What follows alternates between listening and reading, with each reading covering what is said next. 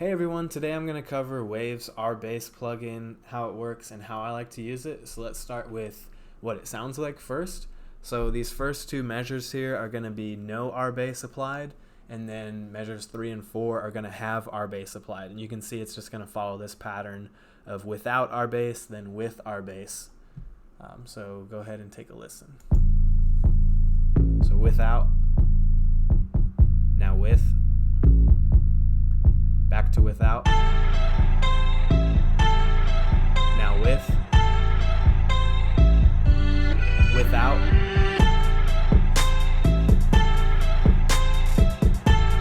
now with.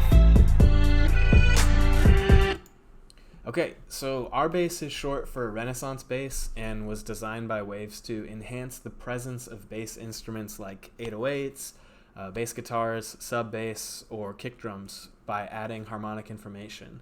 It essentially tricks your ear into thinking the lower bass frequencies are there on speakers that can't replicate those frequencies.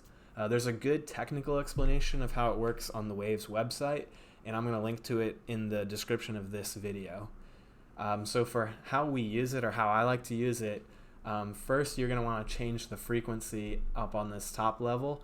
I like to set it to the key of the track. So for example, this track is using A for the 808 note, and so that A is hitting at 55 Hertz. Now I'm going to link to a chart that you can use to basically convert the note to the frequency, and then I recommend you also just play around with it and listen to what sounds best to your ear and what sounds best within the context of the music. But just like a general pro tip, I find that between 50 and 100 Hertz is really where Rbass does the best work for 808s. This meter on the left is the input signal. Here it says original bass. I personally don't like to send clipping signals to Rbass, but that's another thing that's personal preference. I like to send a clean signal into Rbass, something that's not clipping basically. Now this intensity knob is for controlling the volume of the harmonics generated, and I find that somewhere between -4 dB and 0 dB is generally a sweet spot. A lot of 808s that come in kits now already come with some level of like harmonic distortion, kind of like what Rbass is doing. Not necessarily distortion, but like adding harmonic information. So I find that most 808 samples don't need to go above 0 dB, but you know, kind of tweak it and see how it sounds on the track itself. This middle meter here is for harmonics.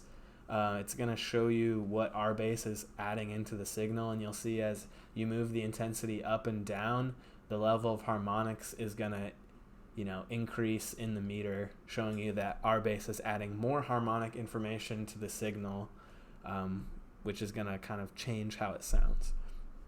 Now this knob here, gain, is the final volume knob, and you can use it to basically find the right level of output signal. And then there's a meter on the right here that shows your output. And like I said earlier, same thing here. I generally don't want Rbass sending output that's clipping to the mixer track. I'd rather use like a clipping plugin or a distortion plugin to get a clipping sound, but you know, do what sounds best to your ears and what sounds best within the track itself. So I'm going to play this one more time, and you guys let me know if you have any questions or tips on how you use Rbass that you want to share with other producers. Go ahead and just leave a comment below.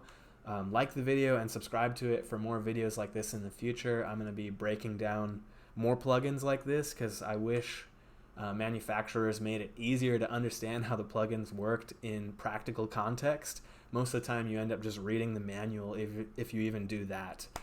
So thanks for tuning in, and hope you have a good one and enjoy using Rbass.